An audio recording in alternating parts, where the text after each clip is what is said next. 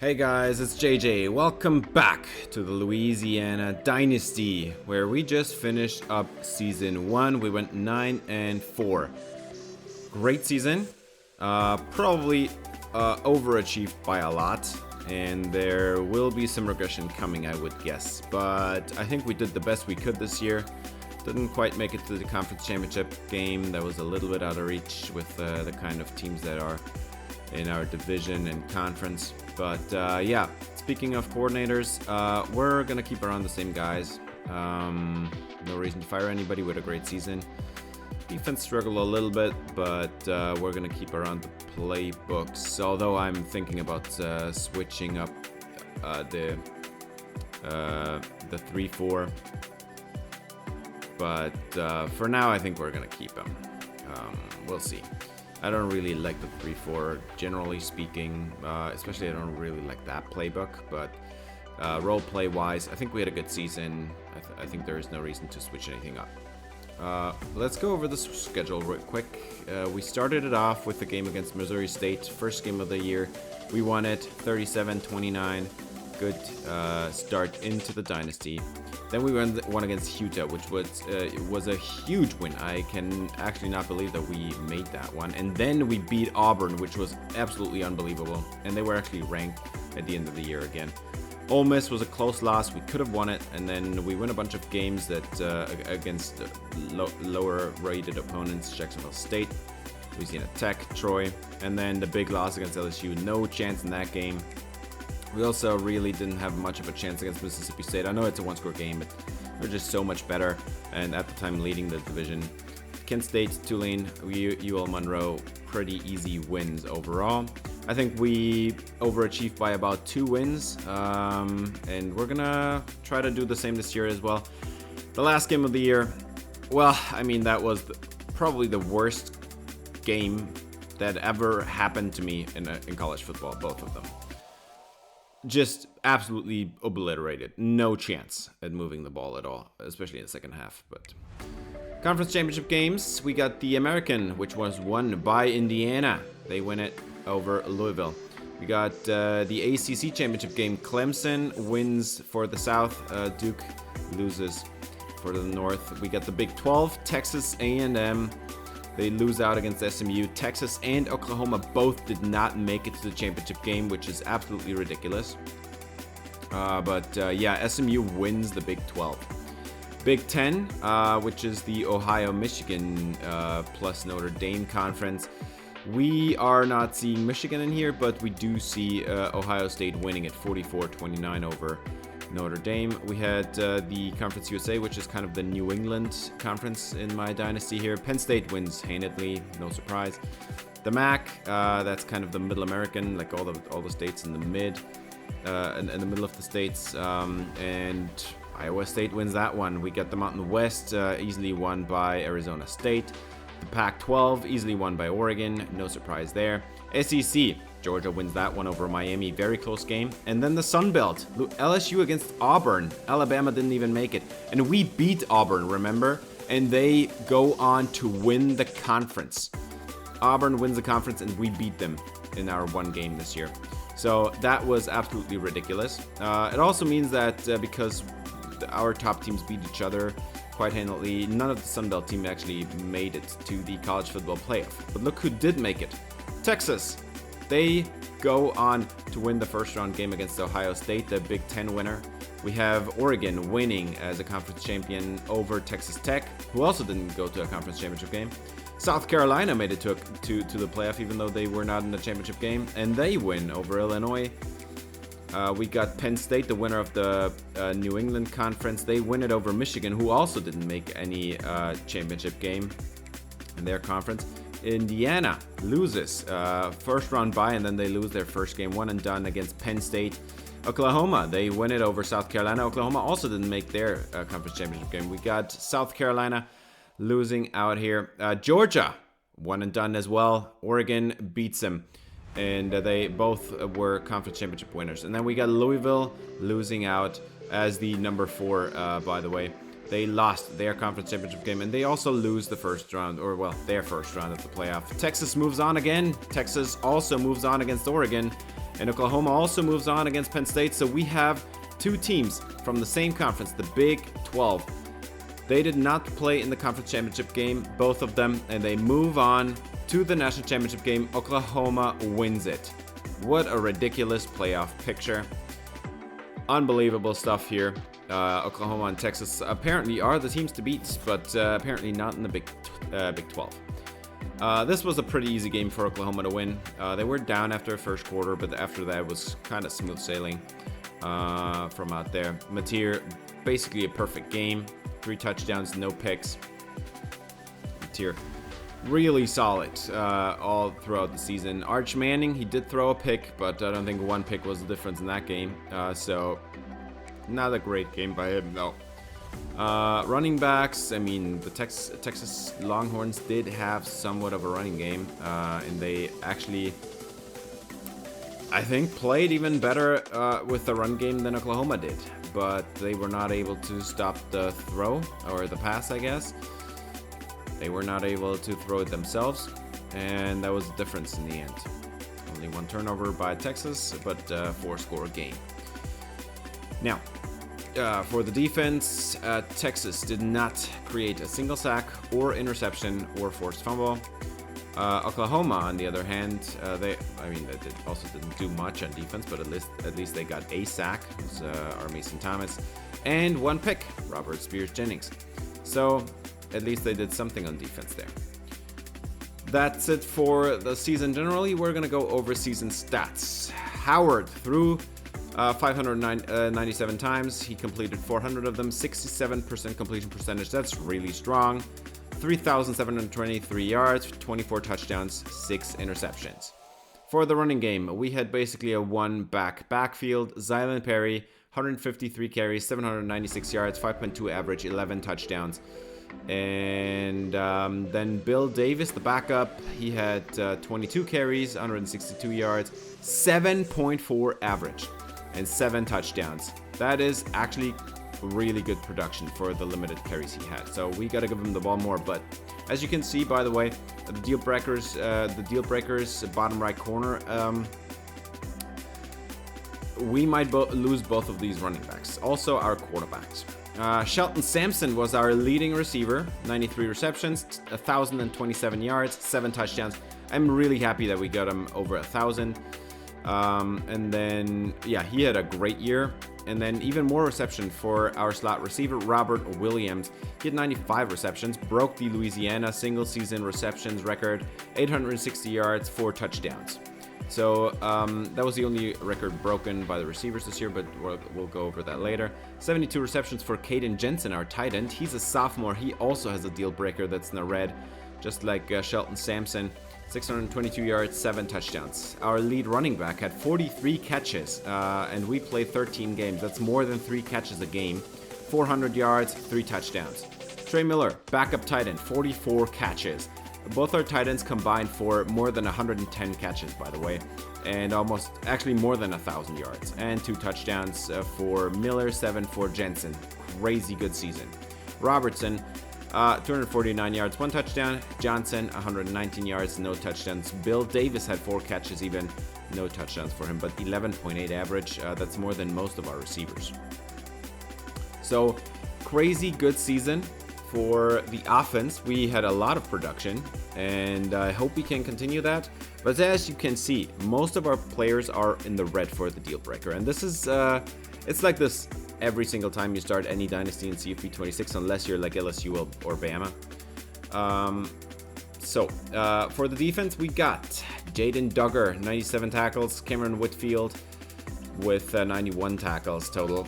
So our top 2 linebackers are both seniors, by the way, so they will be gone. And then we got a corner here, Jaron Dawkins, the slot corner, 87 tackles.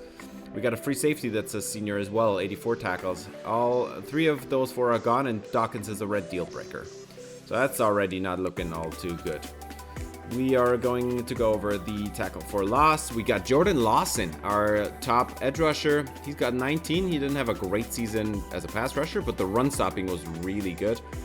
He's a senior though, so he's gone. And then Jalen Kreider, also a senior. He has 17 tackled for loss. Also a solid run stopper. And then Cam Whitfield, the Sam linebacker. We got Jaden Duggar as well. Double-digit TFL numbers. Jaron Dawkins, even our slot corner. He's a junior, which is deal breakers red.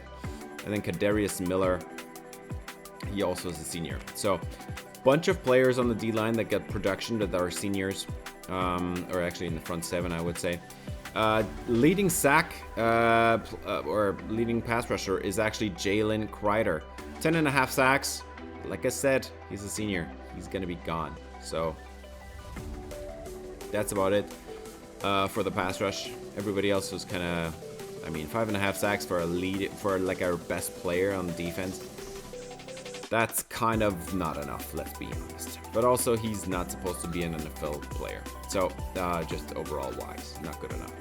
We got Kadarius Miller, 5.5 sacks. Also, senior.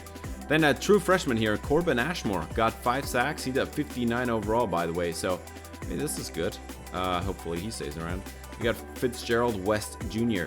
He's a 6'2", 290 edge rusher, actually. 4.5 sacks. That's good stuff for basically a defensive tackle. And he didn't even play that many snaps. And then Cameron Whitfield, 4 sacks for him. Jaron Dawkins, 2.5 sacks. Man, our slot corner had so much production. Jeez. And our third linebacker, Caleb Cabody, also a senior, got 1 sack. He didn't play that much, though.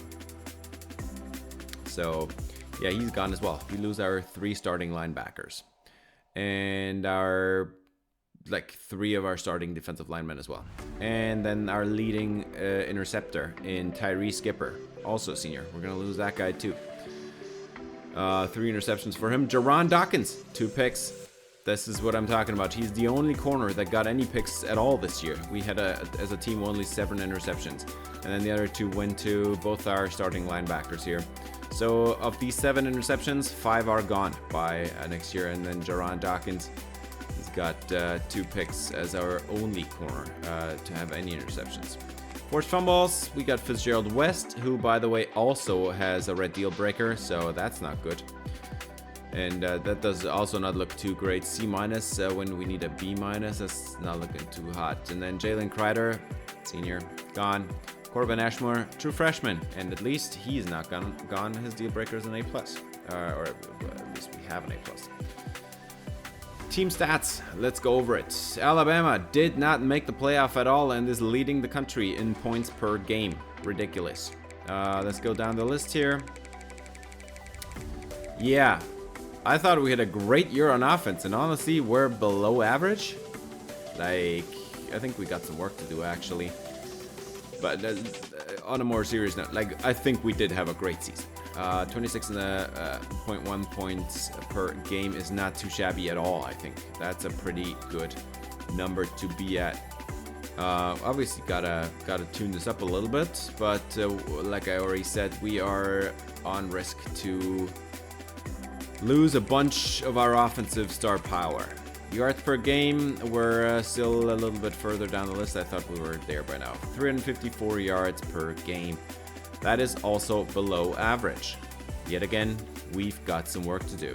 And there were a couple teams that we were not able to move the ball on. And it was UCF, it was Mississippi State, Ole Miss, and LSU. We did score 20 points, so it wasn't a horrible showing, but we still, we need to improve in this department. We need to create more yardage. So we need to work a little bit more here. But overall, I think with the talent we had, I think we got the most out of this offense. Just need to make sure that next year we do that again, and then hopefully keep a few of these players around so they can develop. Yards per game. Yards per play, 5.7. This is actually pretty effective. We're above average here in this category.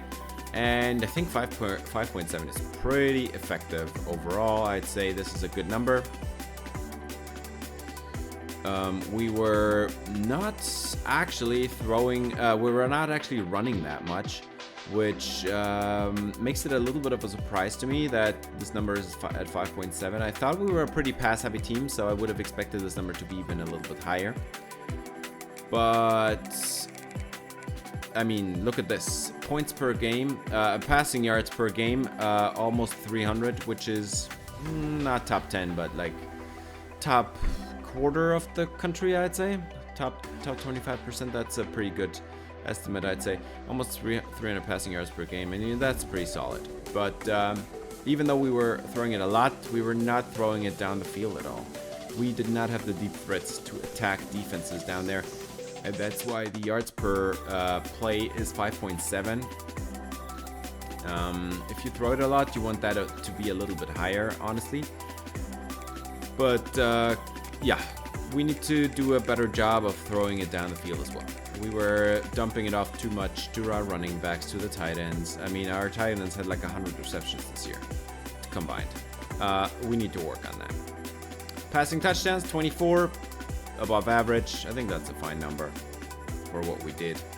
We did run it quite a bunch in the red zone, and I think it was kind of necessary because teams were expecting us to throw, and we did not have the elite separators that you need at the goal line, and we also didn't have the big catch winners that you need at the goal line. So we had to run it a little bit more there, and that's why we got a bunch of rushing touchdowns, even though the drives were accomplished with the passing.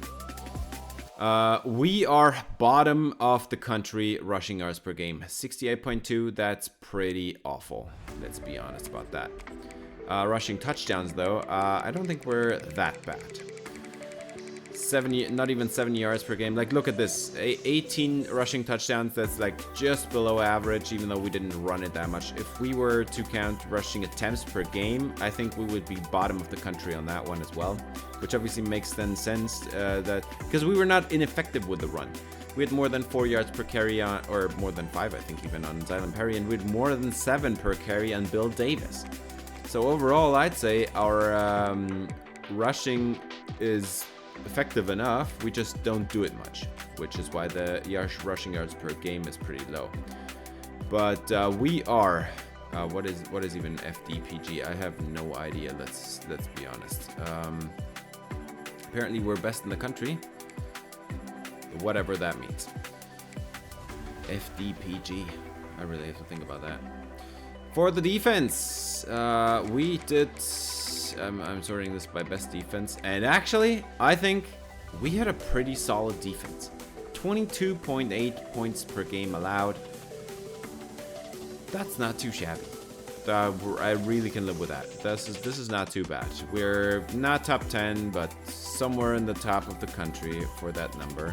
We're on the same level as Bama and Auburn, and we're playing the same conference. We're also on the same level as Mississippi State. We're better than teams like Florida and Texas and Georgia. So this is nothing to be ashamed of. We actually have the least yards per game allowed. That is absolutely shocking to me. Not even 300 yards allowed per game. That is absolutely ridiculous. I have no idea how we came to that number, but apparently we play defense pretty effectively. And I think a big thing on that is we just don't give them many drives. Now, obviously, that game against UCF didn't help at all. Now, imagine though that game against UCF never happened. I think the defensive points per game allowed would be even like lower. It would be below 20, maybe even. Defensive passing yards per game allowed 233.6.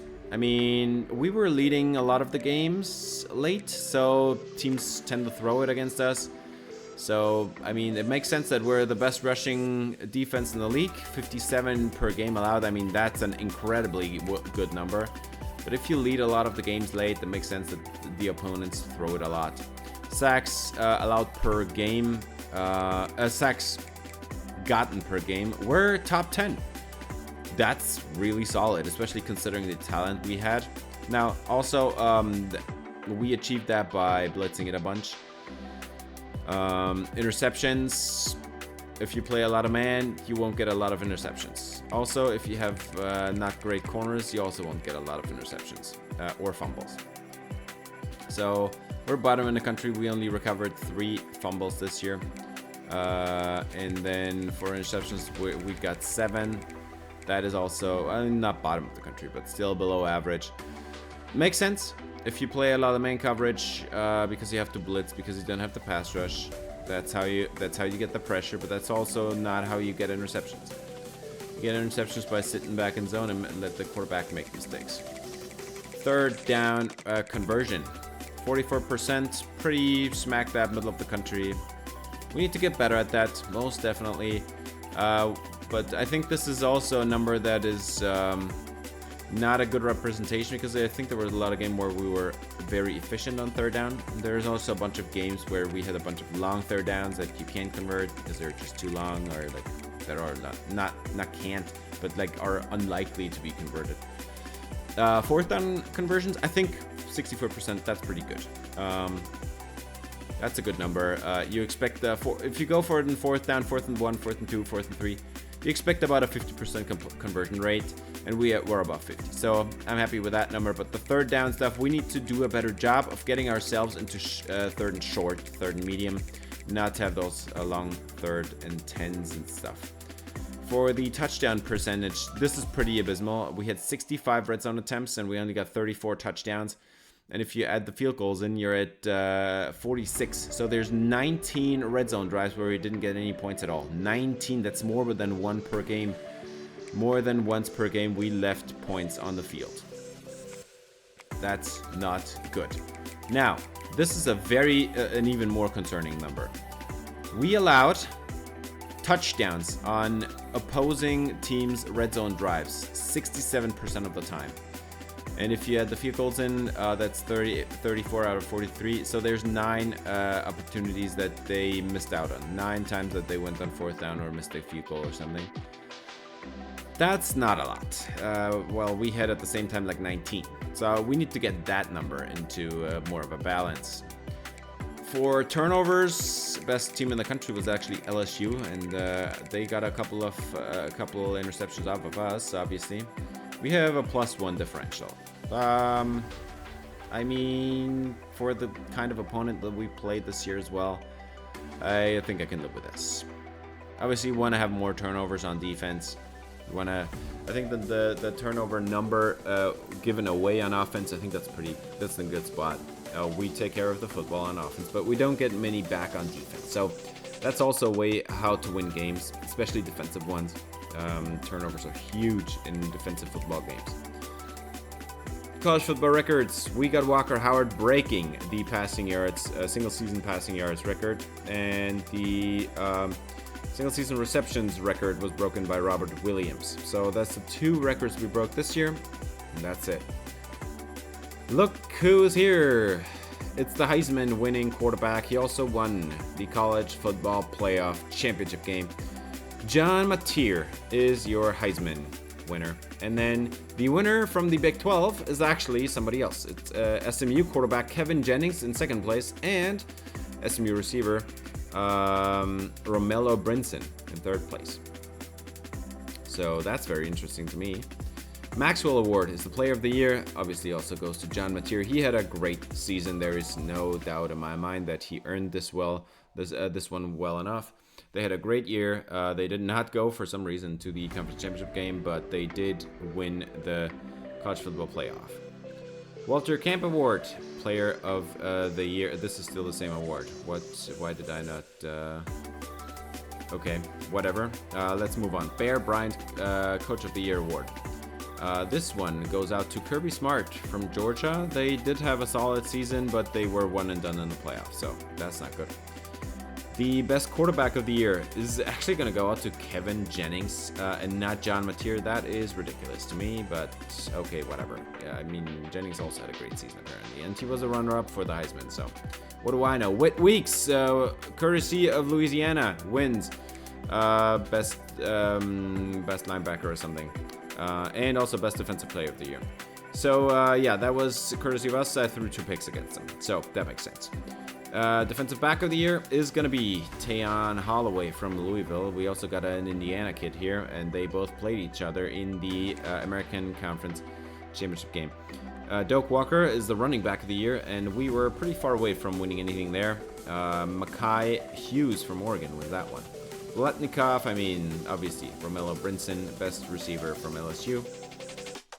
We also had a couple of Georgia receivers here.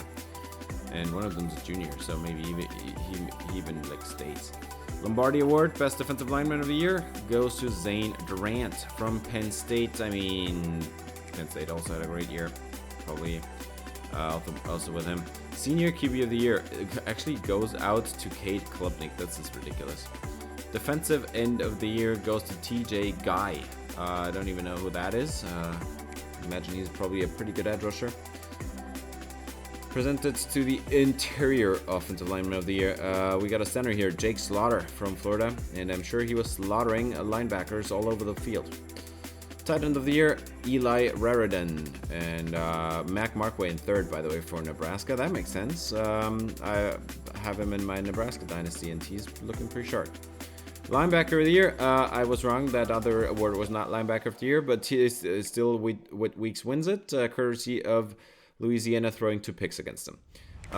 Center of the Year also goes to that Florida kid probably, and then the Kicker of the Year goes to Miami. Punter goes to ULM, and that makes sense because ULM is a horrible offense, so you're punting it 36 times per game.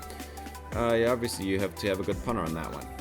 Best Freshman Player of the Year, that's a cool new award. Bryce Underwood on that one. Nice to see. All-Americans. John Mateer makes sense. Machai Hughes makes sense. Le'Veon Moss makes sense. Romello Brinson makes sense. Zachariah Branch.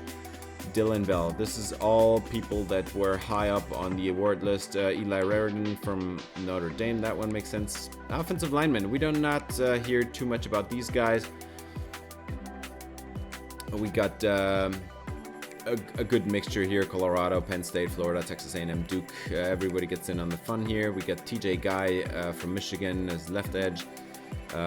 Zane Durant, the defensive tackle from Penn State. We got a couple linebackers. Weeks, first team All-American on the national level, courtesy of Louisiana throwing 2 picks against them. And then Tayon Holloway, we heard about him, and Jamari Sharp as well from Indiana and Louisville. Sounds fun. Second team All-Americans, Kevin Jennings is on that one. That makes sense. This is a lot of names that we won't have heard because they lost out in the awards. But we are seeing Carnell Tate here. And he is going to be probably a top 10 pick in the real NFL draft that's upcoming here. So that makes sense. Bunch of, like, a good mixture of defensive linemen here yet again. A bunch of teams getting in on the fun on that one. Still no player from Louisiana, and I mean, not a big surprise, let's be honest. We got less Texas players on this list that I thought we were going to have, and we're definitely having not enough Oklahoma players. Maybe John Mateer was like just a god and he carried this team by himself. I don't know, but there is not enough Oklahoma players on these lists, man. Freshmen All-Americans on the national level. We got Bryce Underwood, Herschel Turner for Nevada. We got Michael Allen for Marshall. Corian Moore for Oregon. Braylon Staley, I know this kid from Tennessee. Fast kid, fast, really fast. Bunch of offensive linemen that I have never heard of. We got a couple of defensive players from Texas and Oregon, and then a couple that nobody knows because they play for South Alabama and Florida International. A couple of linebackers that I have never heard of actually, but I know Tyshawn Willis, the linebacker from Mississippi State. Actually, Jamonte Waller from Auburn. I don't recognize the name, but we played him apparently this year. And then I do recognize Roger Gradney actually from Nebraska because of my Nebraska Dynasty, so he's looking pretty good. Sunbelt first team All-Americans, we get Garrett Nussmeier. We played him, that was not fun. We played Caden Durham, that was even less fun. Zylan Perry makes it for the Ragin' Cajuns. Our first All-American, Zylan Perry. And then a couple of Alabama receivers. We got Cam Coleman for Auburn. We kept him in check pretty well, let's be honest. Luke Haas, the tight end for Ole Miss. And we got the entire Alabama offensive line here. This is absolutely ridiculous. And then they have a couple of defensive linemen as well.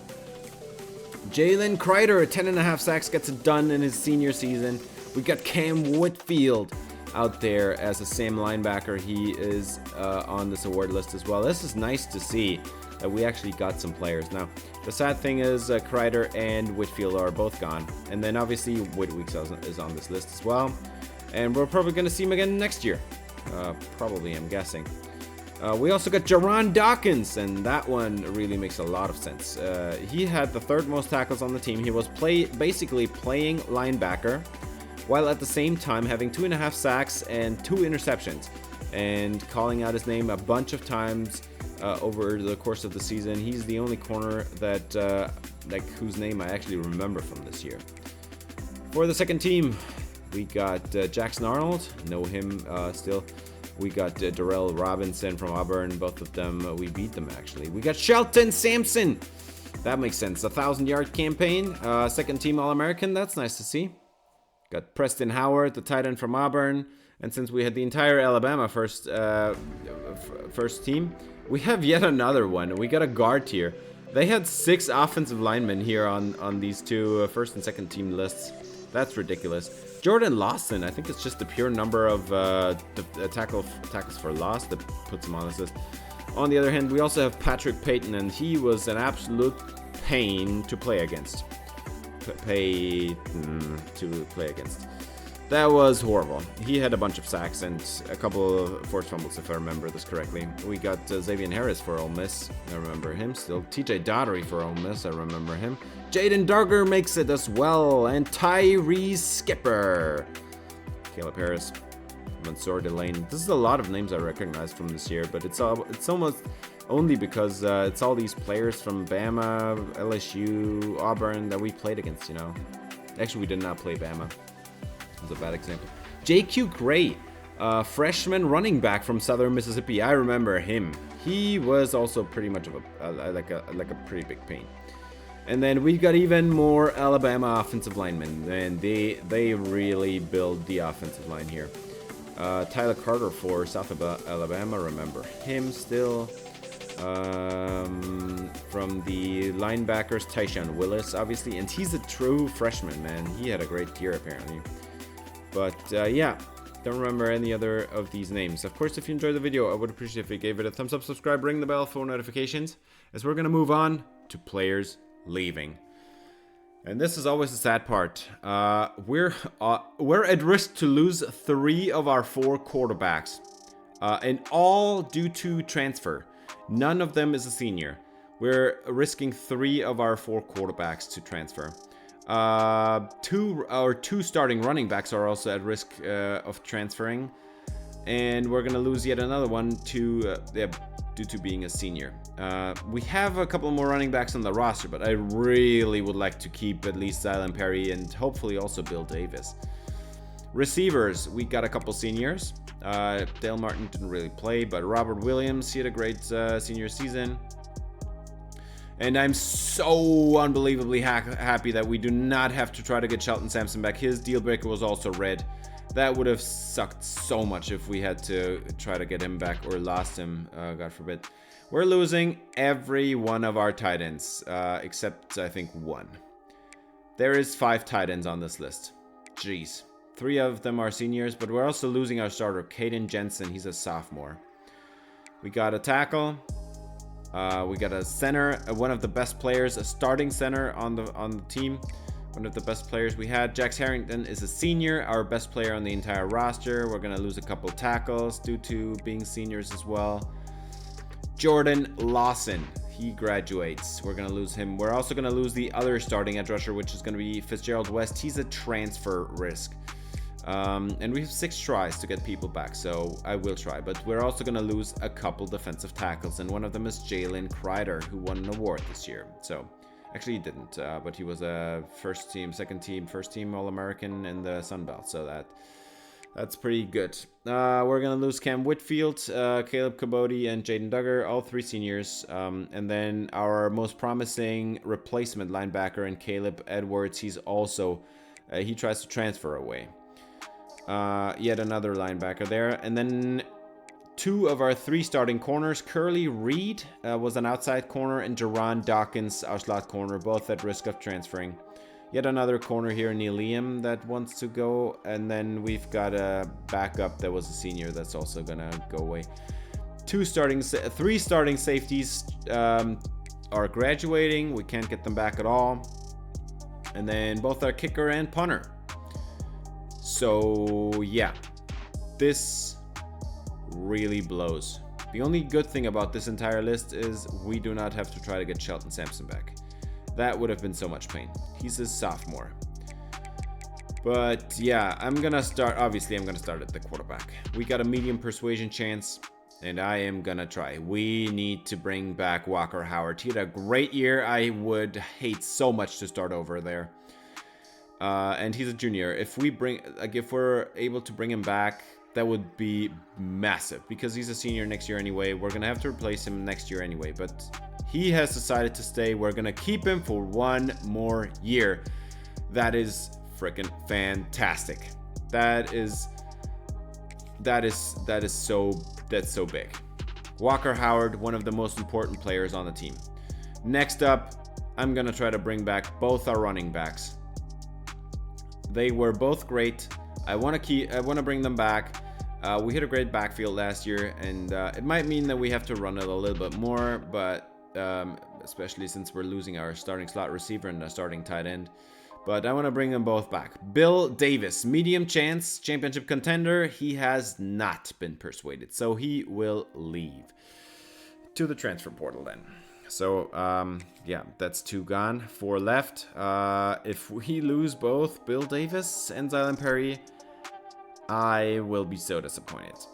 We got another medium chance here at Zylan Perry, and I really want to bring him back. He's a lead running back, and he needs to be on this team for his senior season. Perry has a medium chance, brand exposure. Hint, he has decided to stay, thank God. So at least we keep our starting quarterback and our starting running back. And then sadly we're going to lose Bill Davis, who also was one of the best players on the team.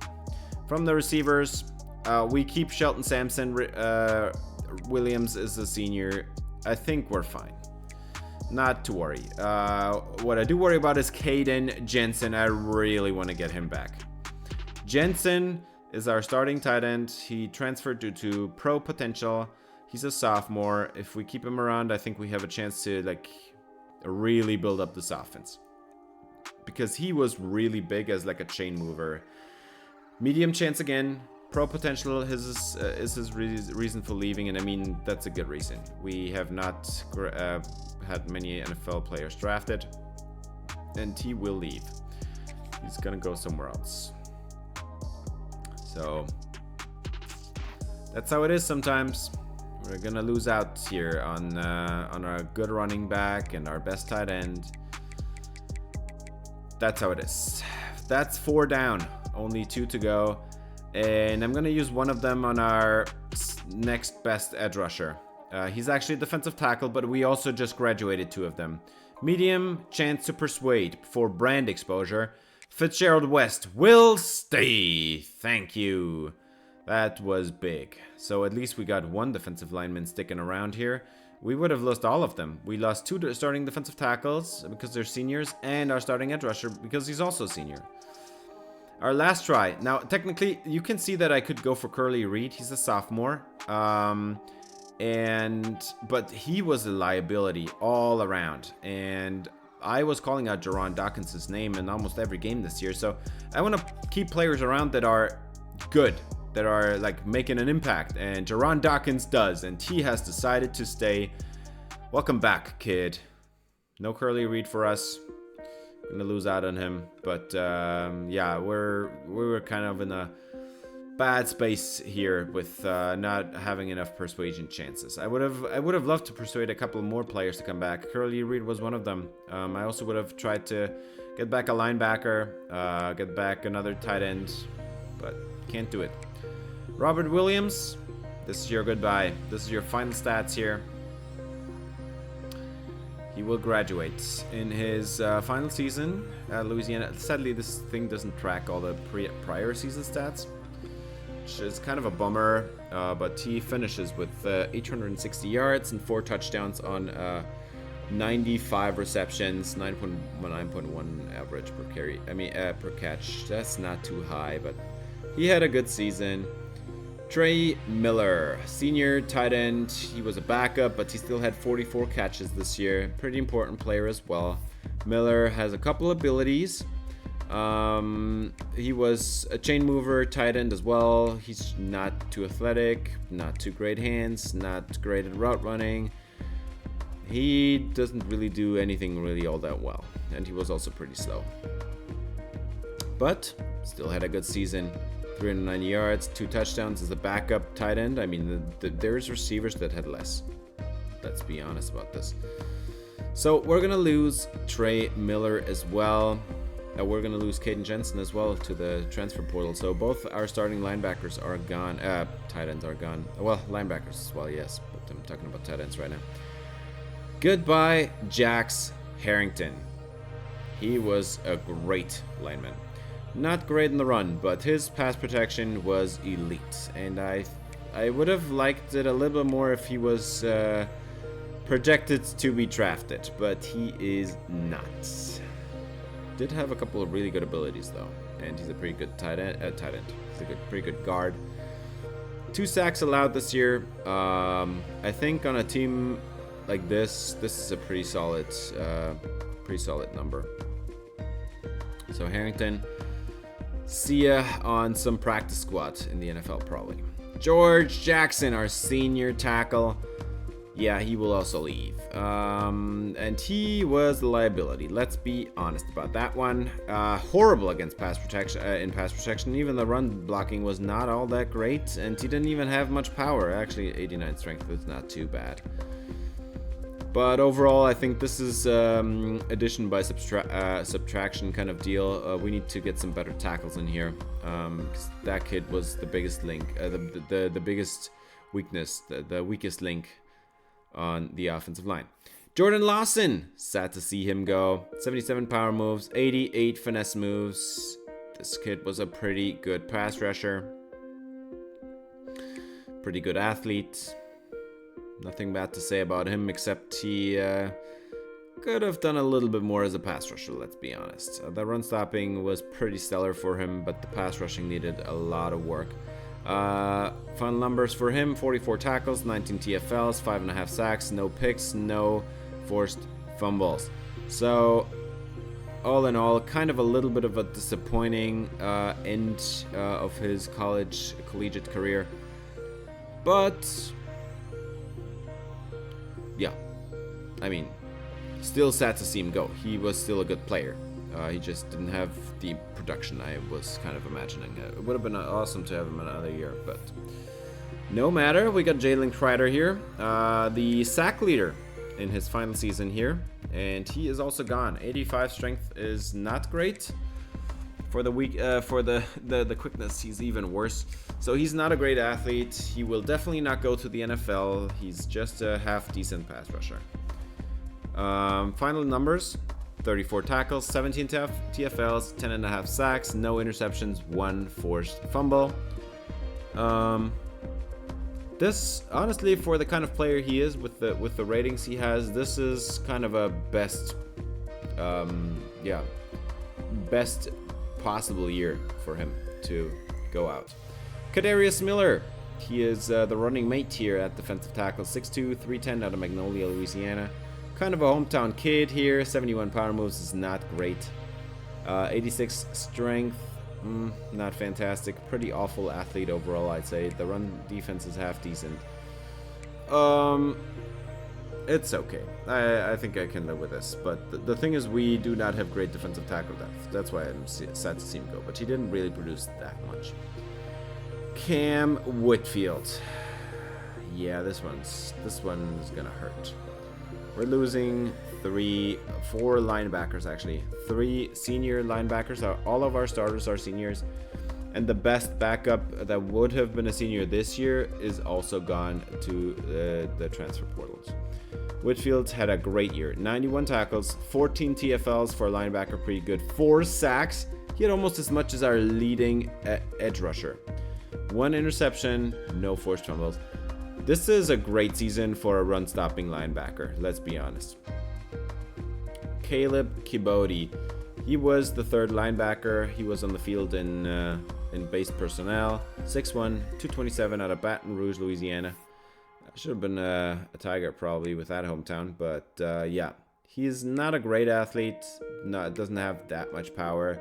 but the run stopping's pretty decent. The coverage is pretty awful.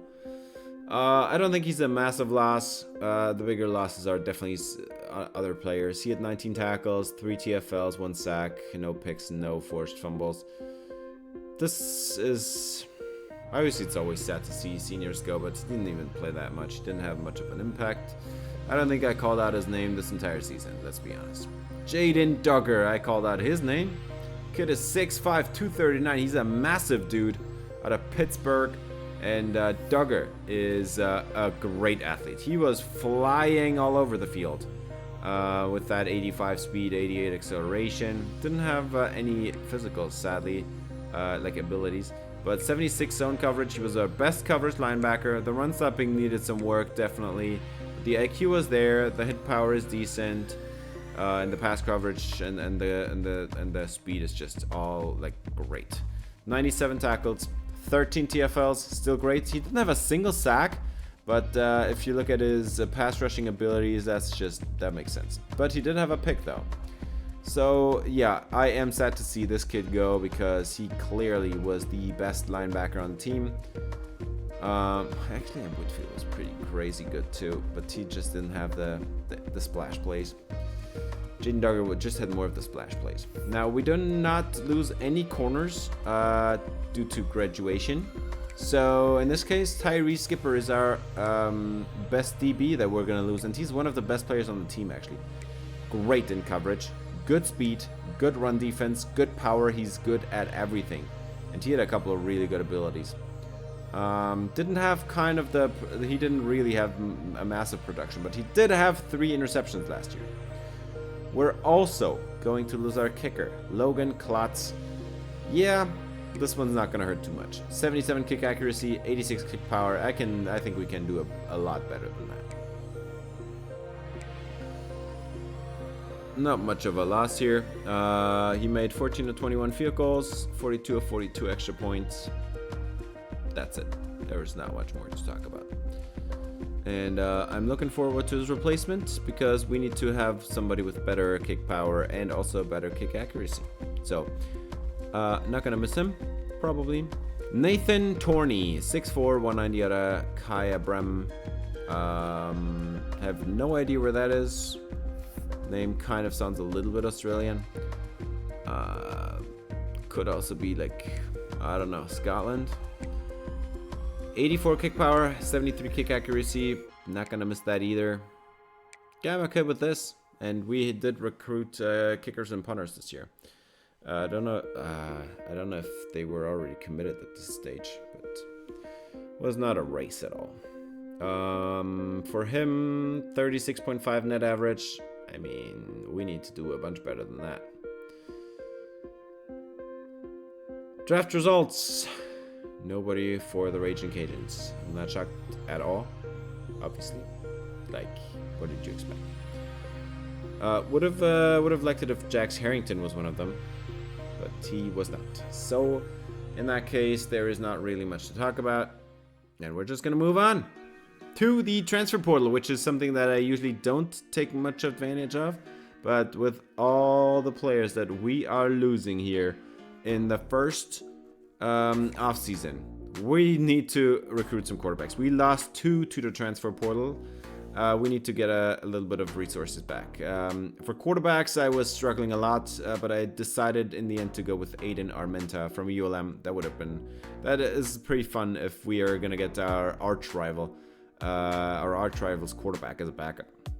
Seth McGowan, the one of 2 4-stars I was able to even recruit at all. Still, the rules apply. You have to be top 10 or from Louisiana or a 1-star for us to be chasing you. So Seth McGowan, we're gonna try.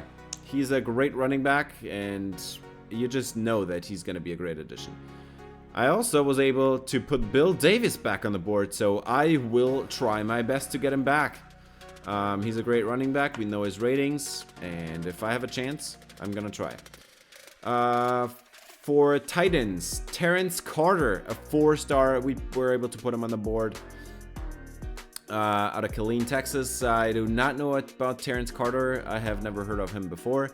Sadly, we don't know much about the ratings, but it seems to be looking pretty good. especially for the route running. If 78 is an indicator, that is a pretty good tight end. I'm also putting Jackson Warren as a backup option on the board, just in case Terrence Carter doesn't work out. I want to be able to at least get somebody, because we just lost 5 tight ends. 5 tight ends. We lost 3 to graduation and 2 due to the transfer portal. So we're definitely gonna try here. There is no point in waiting around. I'm also able to put Cooper Fordham back on the board. I don't know why he's now interested, but Fordham is a center that had a pretty solid year last year. He's a sophomore. There is, I think, good reason to try to get him back. Edge rushers, we lost a couple of them, and we're gonna try to bring in some more, especially since from the 3 stars we're only able to convince one 3-star edge rusher to come to our team. So in that case, I want to put Tremon Henry on the board. He's from Troy, so we would be stealing him away from our conference rivals. Caleb Chester, 3-star corner out of Texas, and he's a freshman. I mean, do I even need to say anything more? Kid looks pretty decent, especially the athleticism, which is something we desperately need in our conference with teams like LSU, Alabama, and Auburn.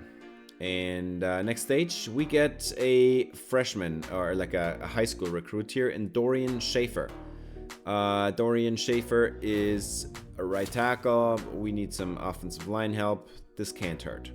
We also get the punter, Emmanuel Lambo. Looking pretty sharp, man. He's out of Jackson, Louisiana. And this is a good start to recruiting. Now, this is the thing. This is still high school players. We're not talking about the transfer portal here. Schaefer is 6'6", 291 out of Gilbert, Arizona. I actually cannot believe that I was able to put him on the board at all. But the strength is not suggesting greatness. Still, we need help at altogether. So I'm just gonna put players on the board. I'm just gonna hope to convince them. Emmanuel Lambo, he's gonna come to town. 88 kick power, 83 kick accuracy, already a massive upgrade. He's gonna start immediately, unless we lose him for some reason. So Lambo, one player that we need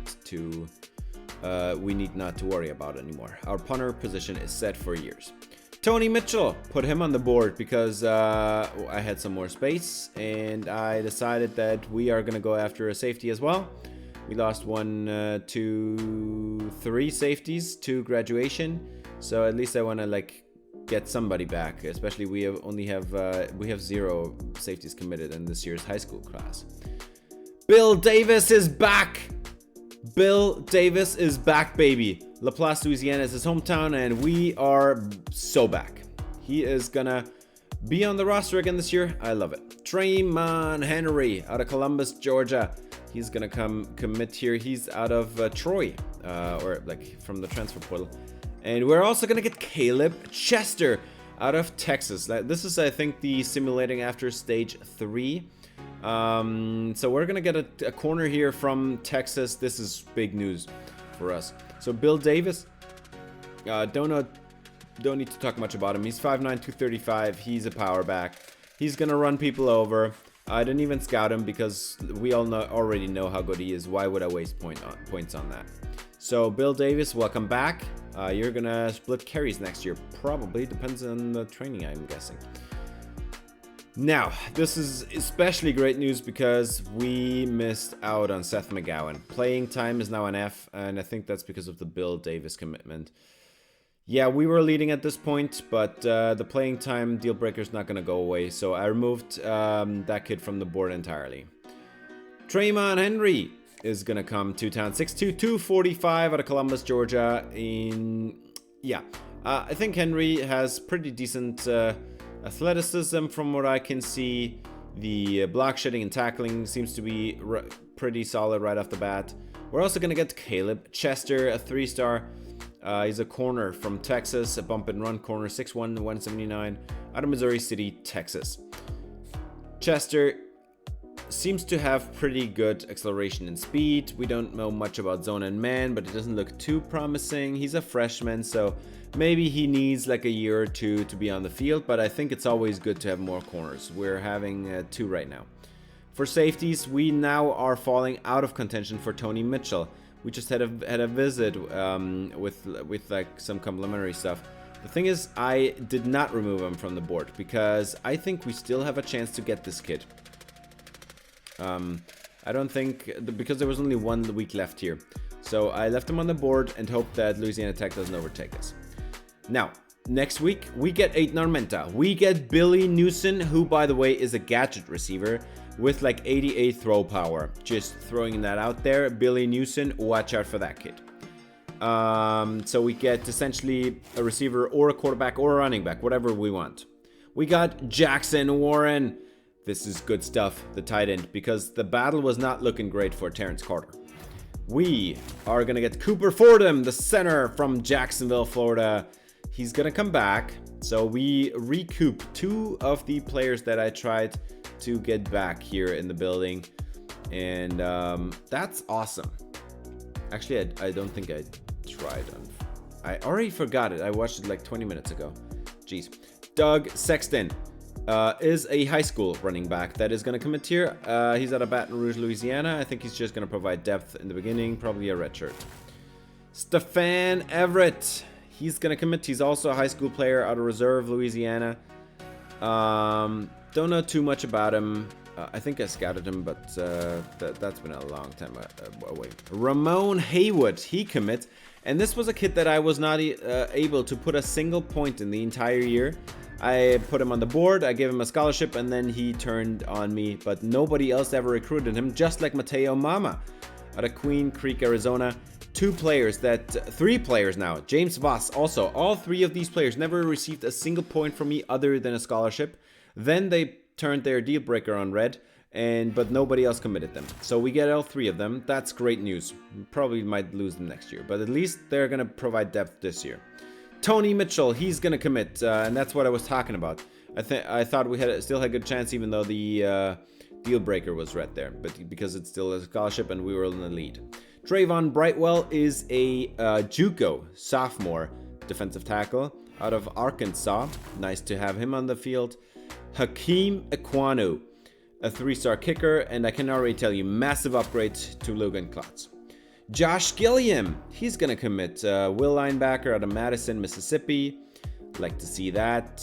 We can also always use more linebackers, especially after we just lost 3 pretty good ones. Jelani Thurman, a tight end that I found in the last week. He is, by the way, he's an Ohio State product, and he decided to enter the transfer portal. Nobody was recruiting him. I put 50 hours into him and a scholarship, and he commits. We get Carter Miller, another center, this time out of Fort Worth, Texas. Can't be bad. We get an edge rusher, Sebastian Harsh, and both, like all 3 of those last players, I all put them on the board way into the offseason, way after we started on the transfer portal, and we all got them. This was all 3 players that were not like recruited by anybody else. And so, yeah, we're going to go through the depth traits here. Nothing spectacular on the first few kids. We got Sexton here with impact. Bill Davis, he has impact. That's good to know. Roderick Thorne, 4-star receiver. He only has normal. Kerry Alabi, somebody that I was hoping we would still be able to get only impact. Bruner, also, we get 2 4-star players this year. Both of them receivers. Both of them with not great depth traits. We got Newson. We got Everett. We lose out on Terrence Carter. They overtake us the last week. Stanford gets him. And that's why I put Jackson Warren on the board. Impact Dev. And then Thurman. Just like a last resort kind of thing. And he has Star Dev. I didn't even know. Star Dev tight end. I mean, I'm not even mad that we lost out on Carter, even though that was a 4-star product. Dorian Schaefer. Ramon Haywood, the offensive line, just nothing spectacular here. These first 4 offensive linemen here, this is all high school players, and then the 2 centers are transfers. Now, actually, Fordham was getting him back, and Miller was a transfer from somewhere else. but nothing spectacular on these 6 offensive linemen. We get 3 edge rushers. Eric Husick is normal. Tremont Henry is also normal. And then Sebastian Harsh is also normal. So that's kind of disappointing. Trayvon Brightwell, impact for the JUCO. We got Duke Warlow, normal, and Jose Dixon, also impact. Then we got Josh Gilliam, a linebacker, only normal. That was really disappointing. Jabari Fortunato, he is somebody that is an athlete, so we're gonna check his positions out. Then Dominique Haim is not too exciting here. We got 3 corners, 2 of them high school players, 1 of them from Texas. He's a freshman, so he's gonna be a sophomore this year. Normal. Star Dev on James Voss, box specialist safety. That's nice to see. We get a star Dev safety. And then a transfer with, I think it was impact or something. Nothing too spectacular. And 2 specialists. This is going to make up our entire recruiting class. 33 players. And we're going to just take a quick look at all the other recruits that we lost that were going to the transfer portal. Daniel Beal, he's going to play for Louisiana Tech. He goes to our rivals. And then Lunch Winfield goes to Army. What? Okay, whatever. Go to Army, have fun there. I don't care. You're a backup. You're going to be a junior this year. I don't really care. Deshaun Martin, a receiver that we lost. I didn't try to bring him back. He goes to Western Michigan. Nothing too exciting, I'd say. Caden Jensen. I tried to put him back on the board, but he wouldn't budge. He had the deal breaker on me, and he is not committed anywhere. So we're gonna check on him later then, because he's got to go somewhere. We got a tackle here, Ryan Blackburn Gorman, and I have no idea why I'm showing this part, because he's from Kentucky and he went to South Carolina. Why is this relevant? I have no idea anymore.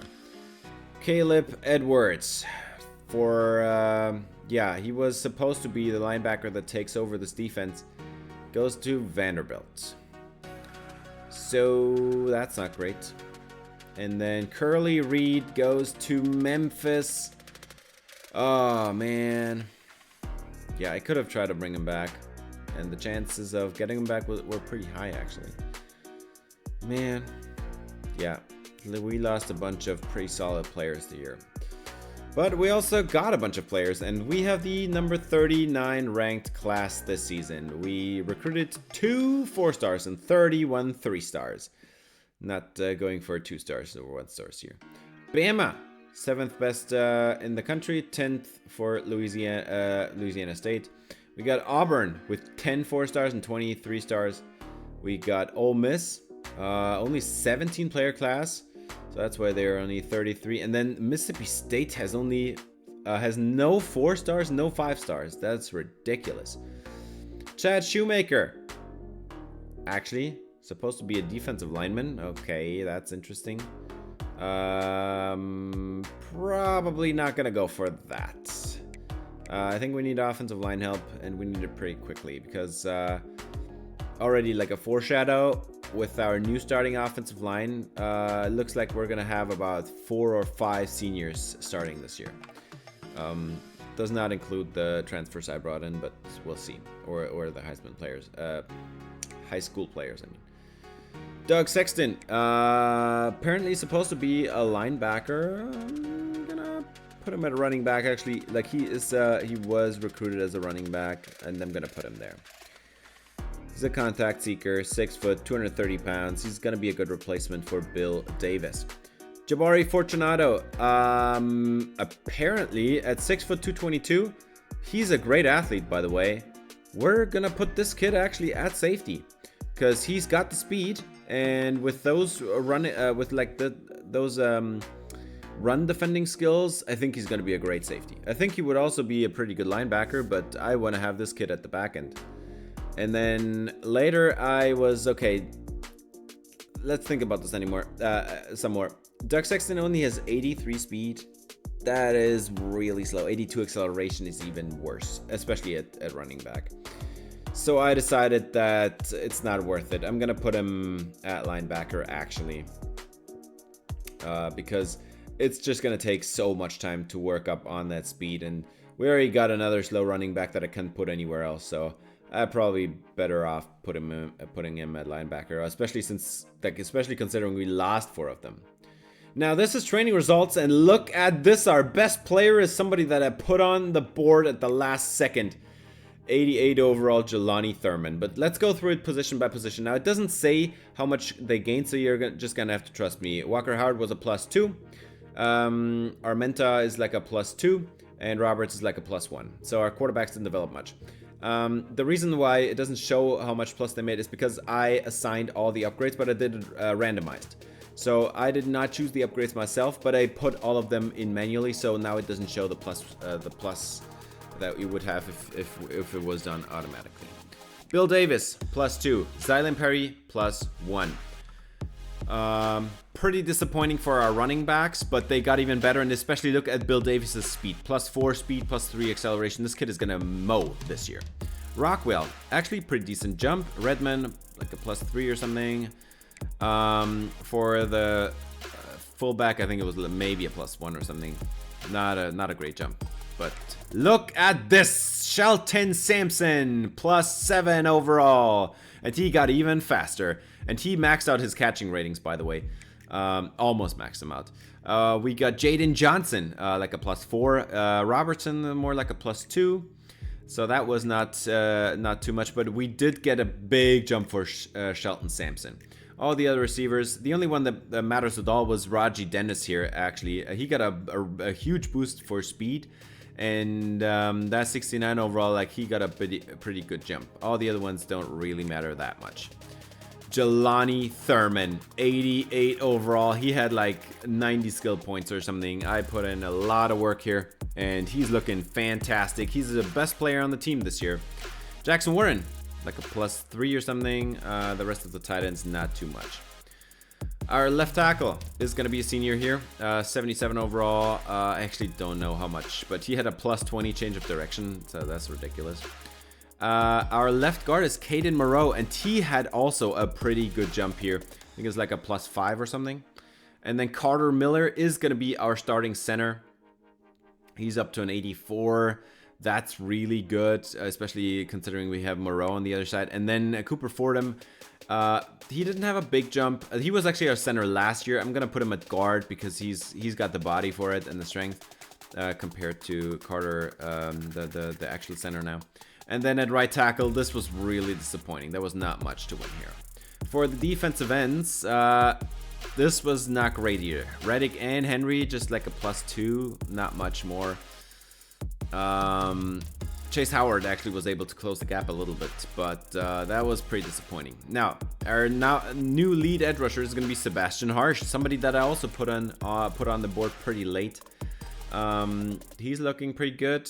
We got Fitzgerald West with a nice jump, like a +1, so not that much of at all. At least Derek Archer got a little bit here, and then Corbin Ashmore, he was playing last year as well, so it doesn't make much of a difference here. For the linebackers, yeah, this is not great. And Torrey Brown is maybe like a +2 or something, +3. It says +1 there, but that was that's something else. He had more upgrades than just the +1 there. And then the other linebackers, there was just nothing here. The linebackers really disappointing. For corners, Lorenzel DeBose, +4, good lead corner. Jerron Dawkins, like a +2, +3. Justin Lauderdale gonna take over here as a starting corner this year. He's also like a +3, +2 maybe.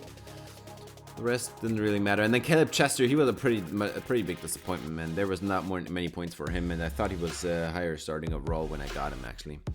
Then Tony Mitchell, he had a pretty good development cycle too. So overall, this was pretty disappointing. We actually had another kicker on the roster, but you can, like, I can already tell you, he's not gonna start. Roster cuts. Don't have to cut anybody, so we're gonna leave them all on the roster. 85 players. I nailed it. 33 recruits was exactly what we needed. So overall, this was pretty successful. Yeah. I was debating for a second there, cutting a couple of the 60s overall players, but What's the point? We can just leave him on the roster if we need a backup. If we don't, we can just cut him next year. Walker Howard is going to be a starting quarterback again. Love it. He didn't get much of an upgrade, but a little bit. He's got a couple more abilities now. The accuracy got like 1 point, and the power also got 1 point. He didn't get much. He didn't get many points, but the overall got a little bit higher. He got a little bit of everything. He actually got like 2 or 3 upgrades into the quickness, so he's now actually a threat in the running game, which is kind of funny. That was like, this is what I was saying, I'm randomizing the dev, so that kid somehow just got a lot faster. But we got Aiden Armenta, didn't get too many upgrades here. He's still pretty horrible at the accuracy. Maybe he gets a nice jump next year. He's a junior now. If we can keep him around for next year, I think he might be a decent senior, but probably not going to be as good as Walker Howard is right now. So we might want to check the transfer portal again next year. This is a Heisman. I always say Heisman. A high school recruit. Alan Bedell, probably a backup, but he's a 72 overall right off the bat. He's a pretty good quarterback right off the bat. He's got 89 throw power. The accuracies are not half bad. Needs to work a little bit on all of this stuff. He has got no speed at all. Like, he's slower than some offensive linemen. But just for a pure pocket passer, I think this is looking pretty sharp. Bill Davis is going to be our lead running back this year. 5'9", 236 out of Laplace, Louisiana. Davis has 89 speed, 91 acceleration, put a bunch of points into there. This was randomized as well. Sadly, not much elusiveness improvement, but a little bit. He's got a little bit of better hands. The power is there. He had a pretty good upgrading. He also got even more abilities now. He is not going to catch any passes, though. Well, he is, but not many. Xylan Perry, sorry, sir, but you lost yourself the starting job. You still will play, though, because this guy is going to be our receiving back. He got a bunch of upgrades into the route running, into the hands. Sadly, no speed upgrades. That would have been nice, but the elusiveness is maxed out already. We got a little bit of catching. The majority share of his points, though, went into the route runnings, so he's now a pretty good receiving back, let's be honest. So I hope we can do maybe like a 60-40 split. Isaiah Suggs, just like Alan Bedell, I'm always saying Heisman. Why? A high school recruit. Both of them probably not going to see the field this year, I'm guessing. I'm not redshirting anybody. If you don't play more than 4 games, you're going to get redshirted automatically by the game, but I'm not doing any redshirting here. Suggs, he needs a lot of work, and the speed is capped, so probably not going to be on the roster for that long. Carl Webb is going to be our fullback. He was last year. Not going to change on that. Probably going to recruit a fullback this year, though. And he didn't get much better at all. I don't even remember where I put points. Probably into the blocking, I'm guessing. But yeah, he didn't get much upgrades here.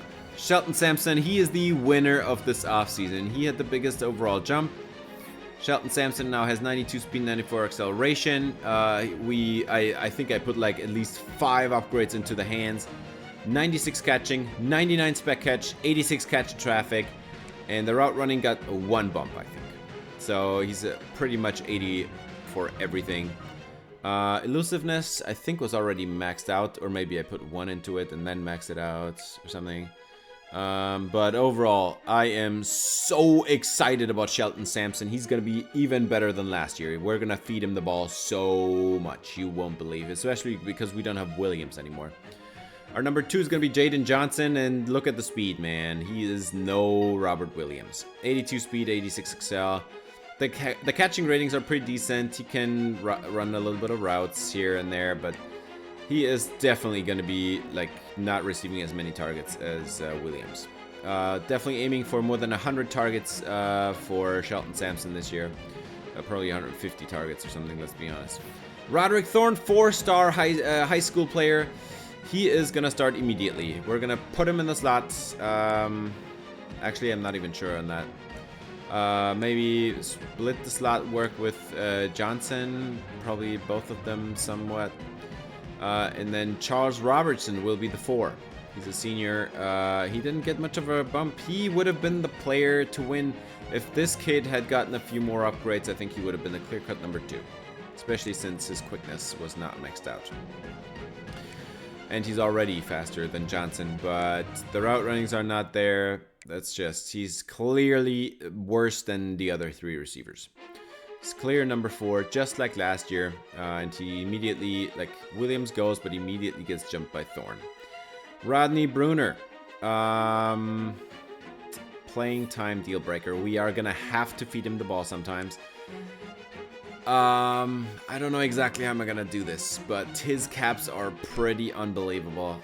We need to keep him around. So that deal breaker, need to get him the ball, at least for 4 games this year. But he clearly is worse than the other players. Now I'm also showing Raji Dennis because he's not gonna play as a receiver, but he will be our returner.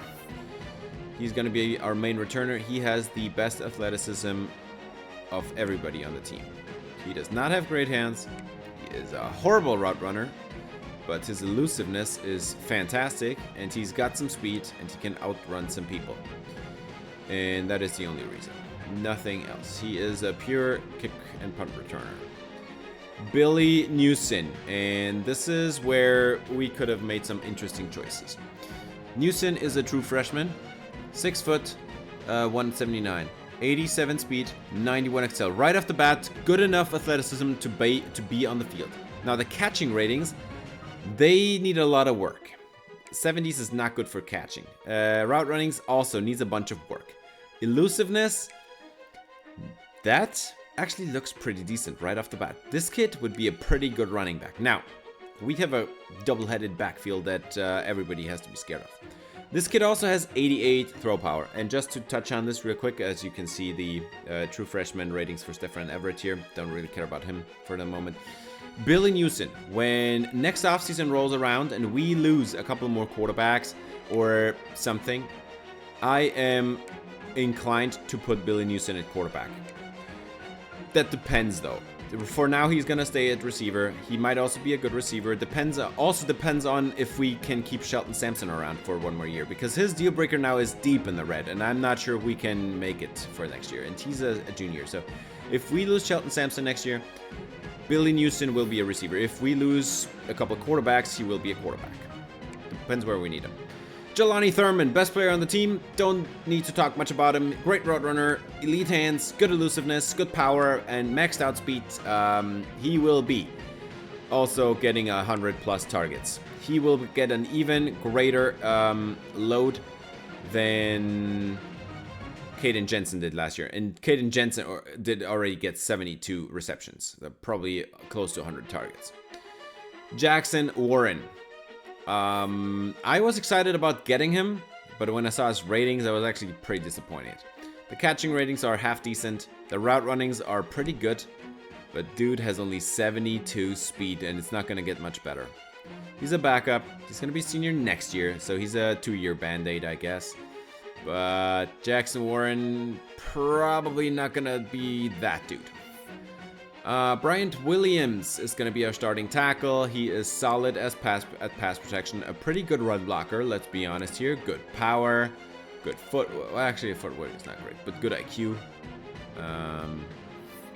Decent left tackle, I would say. Ramon Haywood, playing style D. Yeah, he didn't allow a single hour to be put into him last year. Just the scholarship was enough to get him, because nobody else recruited him. Now, this is all looking pretty bleak. I don't know if this kid is going to stay on the roster long, especially with that deal breaker. He might be leaving by himself, but also, I mean, his pass and run blocking is pretty much capped out, so I don't have much hope as he's going to be on the team for a long time.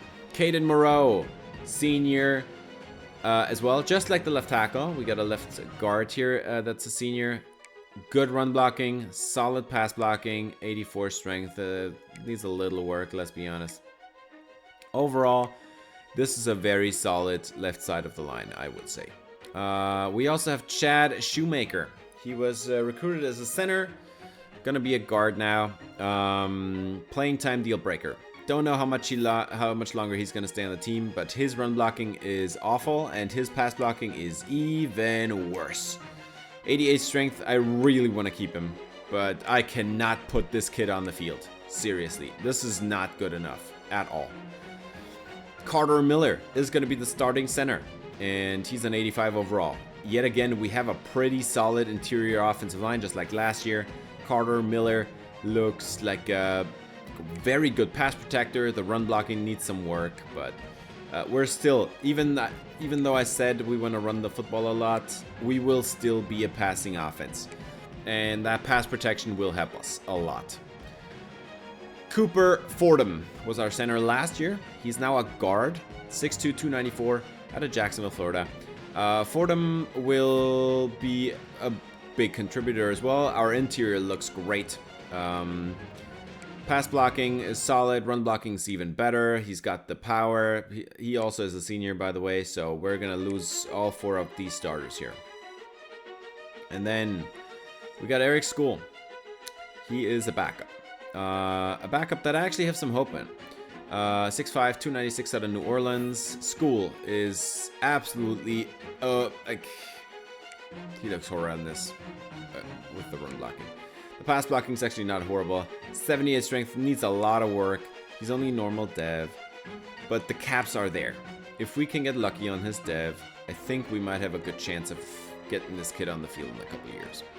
Jamarian Gooch is going to be the starter at right tackle, and this is hurting so much because our right tackle last year was horrible, and it's not going to get any better this year. So the tackle situation is still a mess here on the team. 87 strength is good. The run blocking is fine, I guess. The pass blocking is not looking great. At tackle, you want to have good pass protection. So this is not looking too hot. Now we also got true freshman back up here. Dorian Schaefer is his name. And the caps don't look horrible, but right now we cannot put this product on the field. Not at all. Like, this kid looks pretty awful, honestly. So right now I'm looking at a great offensive line, and next year we're going to be screwed. We are going to have to get a lot of transfer players in next year if we want to keep around that offensive line. And this is our starting defensive end. Man, this looks really bleak. This is not looking good at all. Deontay Reddick. Tremont Henry. Just got him out of Troy. 6'2", 247 out of Columbus, Georgia. 77 power moves. I mean, he's not even a great athlete, but at least he's a pretty decent run defender. So I think he's going to see the field, but not as much as I thought he was going to be. I was a little bit more excited about recruiting him than I should have been. Now we also have Chase Howard, who was redshirted last year. I did not redshirt him. The game did that because he didn't get any snaps. 74 power moves, 77 finesse moves. I mean, right off the bat, this kid is our best pass rusher, and he will see the field here. He's a 69 overall. His run defense is actually pretty playable as well. I have no idea how this kid looks better than the other two. On the other side, we're gonna have Sebastian Harsh, 6'3", 252 out of Scottsbluff, Nebraska. Harsh is our best edge rusher this year. 81 power moves and 87 finesse moves. This kid looks as good as Jordan Lawson and probably even better. He's a great athlete as well. His block shedding is 84. He's a full-time starter. That right edge spot is locked up. No doubt about it. Harsh is going to play 100% of snaps because we have no other choice. He's by far the best player from the edge rushers. Eric Husek is somebody that I recruited last year, and that 66 power moves, 53 finesse moves looks absolutely awful. He's got 78 strength, looks awful. Quickness, not great either. He's a pure run stopper, and he's not even great at that. So definitely somebody that's not seeing the field this year. Fitzgerald West Jr., our starting defensive tackle. 83 power moves, that's looking good. He's got some power here, 87 strength. I mean, that's what you want to see. Not much quickness, but the run stopping is there. He's also going to see 100% of downs, just like Harsh. West and Harsh, are your best players. Derek Archer is our backup defensive tackle, 6'5", 291 out of Reserve, Louisiana. And Archer, 83 power moves, 86 strength. The quickness is not there, the run stopping is not there, nothing is there except the pass rushing. So he is going to see the field as a pass rusher, but not in base. Jose Dixon, gonna be a backup. 6 foot, 282 out of Dallas, Texas. A very light defensive tackle. But, I mean, this kid at least has a good foundation. 89 strength right off the bat. I mean, that looks incredible. Run stopping needs a lot of work. But 80 finesse moves, that's good. That's looking pretty solid. That 59 power moves, though, is going to keep him off the field. Probably going to be redshirted this year. Now, Trayvon Brightwell is also not a true freshman, but a JUCO sophomore. Freshly recruited. 88 strength. 58 block shedding is horrible. But 76 finesse moves is decent. And then, I mean, he is going to see the field. Let's be honest. He's not horrible against the run. The block shedding is not great, but the tackling and pursuit is. So I'm a little bit too worried about Derek Archer being a bust. Let's be honest. Duke Warrilow is going to see the field, not at all, because that block shedding tackle pursuit combo is pretty awful. 57 power moves is even more horrible than Jose Dixon. And then only 76 finesse moves. That's not going to make up for anything. We're also going to have Corbin Ashmore on the field this year again. 6'3", 278 out of West End, Mississippi. Ashmore is definitely not a defensive tackle or like a nose tackle. The pass rushing is awful, only 81 strength. And the run stopping is awful as well. Actually, he's not going to see the field. I stand corrected. He's not seeing the field. Just forget about whatever I said. Notori Brown. He is our leading linebacker this year. This is our best linebacker, and this is a massive downgrade to whatever we had last year. He's worse than our top 4 linebackers last year. But he's all we got. There is no other choice. Backup, Doug Sexton, looking pretty sharp, honestly, as a linebacker. Sexton has 6 foot 230, and the quickness is actually uncapped here. That's looking pretty good. Pass coverage needs some work. 70 is a decent starting point, though. 74 block shedding is elite. Honestly, a linebacker 74 as a true freshman, that's crazy good. That would be pretty good even at defensive tackle. Then our number 3 linebacker will be Jake St. Andre. St. Andre is 6'1", 221. Kind of looks exactly like Dave Santos, let's be honest. Not with his face, but the size and weight.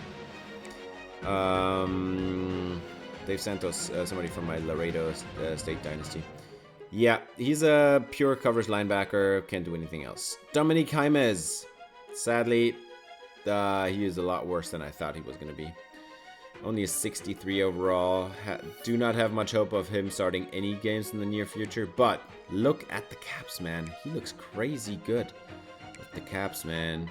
If we can get lucky with the development for a little bit, man, he might be a starter in a couple of years.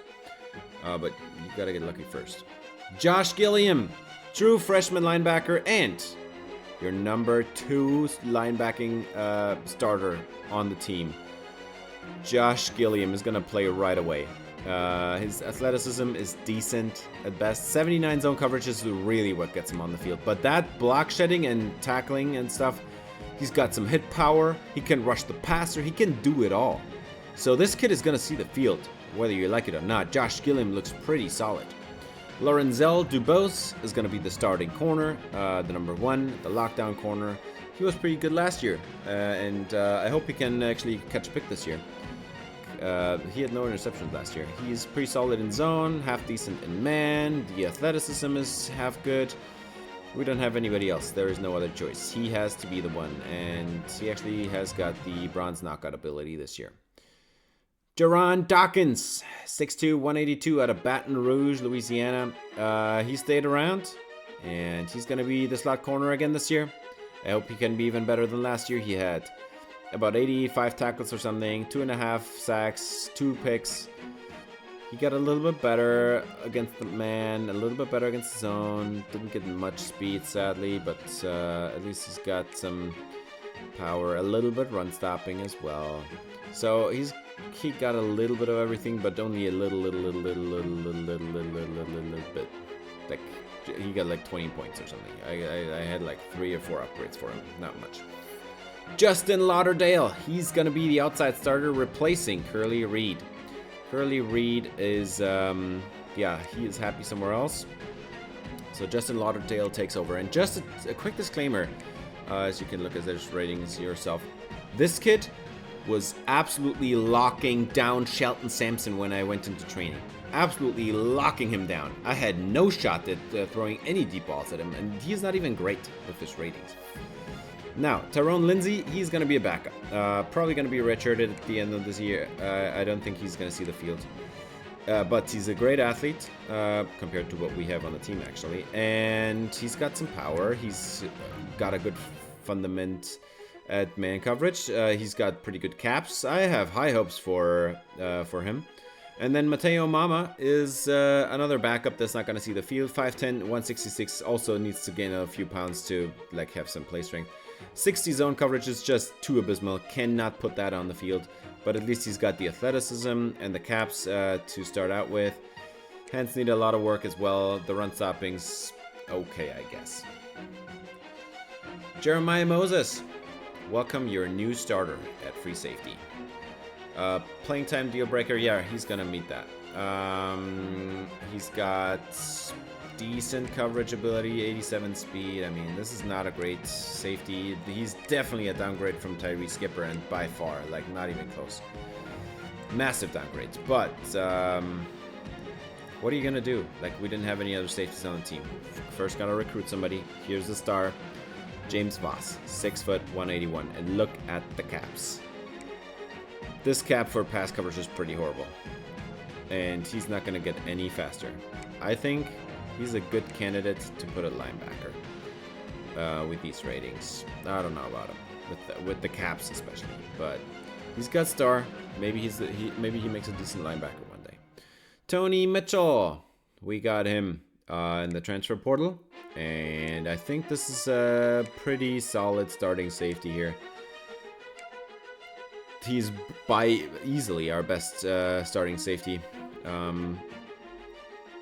There's no debate about it. Cody Jackson. Now you might wonder, why am I starting Moses if I have Cody Jackson? The easy reason is Jackson is going to be in the field in dime as well. I could put him at free safety, but I think the other guy has more speed. Moses is a little bit more athletic. And the pass coverage is pretty much the same, and I would much rather have Cody Jackson as a dime corner.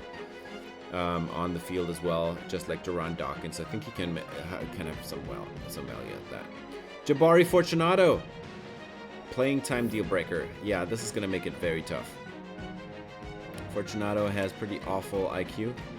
Pass coverage looks okay, but the most important thing for him is the speed. The run support's there.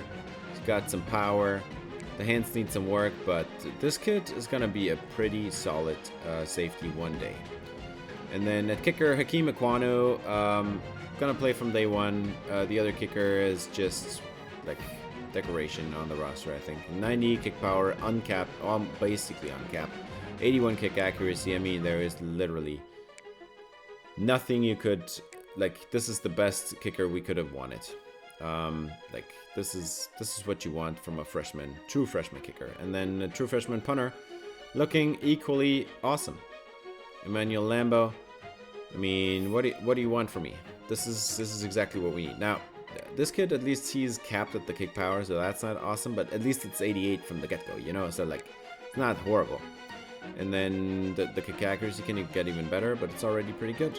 Americans, we got Arch Manning from the #1 ranked Texas Longhorns, I mean. Jeremiah Smith, still in college. Ryan Williams, still in college. They're still playing this year. We got Luke Haas again for Oklahoma. I remember him. For the offensive line, it's not all Alabama this year, I guess. We got more. Oh my God, all these Oklahoma players. Jeez. I guess they didn't even lose that many players, but I do not recognize many of these names, let's be honest. It's also players that we're probably not going to see next year, because I doubt we'll make the playoffs. We massively overachieved last year, and I don't think we're going to get any better this year. And then for the preseason All-American second team, look at this. Another Texas quarterback, 2 running backs, 3 receivers, a tight end, and the left tackle. Basically an entire offense from Texas here. This is absolutely ridiculous.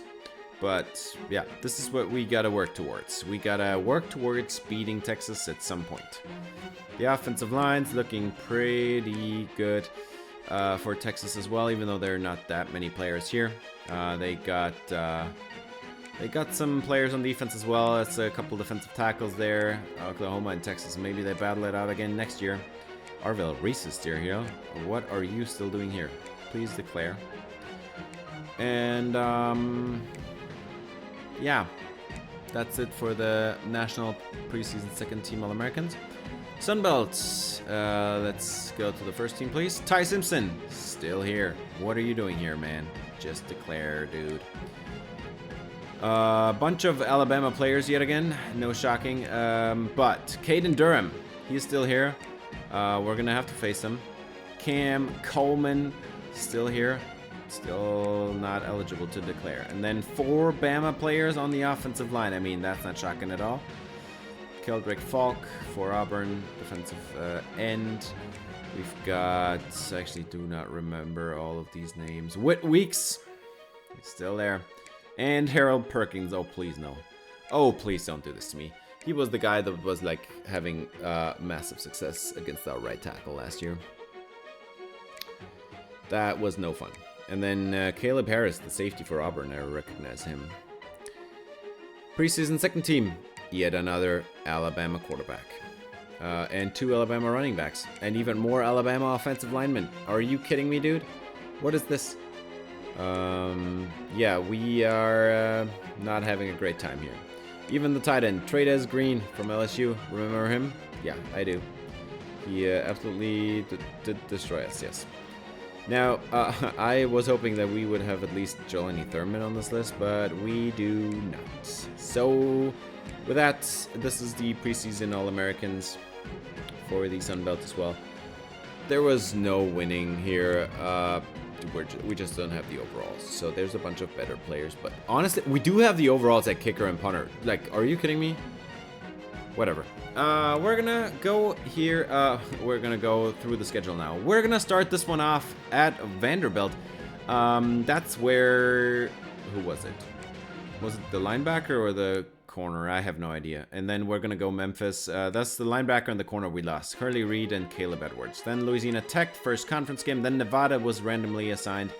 I didn't find any other teams that we could face with former players of ours. Bama. We're gonna have to face Bama this year. This is not gonna be fun. Jack State, ULM. Auburn is again on the schedule. And then obviously we close it out against all our division foes. Mississippi State, Ole Miss, Tulane, and LSU. This last 5 games is going to be absolutely brutal. This schedule is brutal. There is no way we're going to make 9 wins again this year. No way. Especially considering we got the same quarterback. We got the running backs. They got a little bit better, each of them. We lost our slot receiver. We got a better tight end. I think the offensive line stayed at around the same level. I think the offense will not be the problem next year. I think we are going to get around the same amount of points and yardage like last year. But defensive line is still the same, but the linebacker situation is absolutely awful. We lost 4 linebackers, and none of the ones that we had on roster produced anything.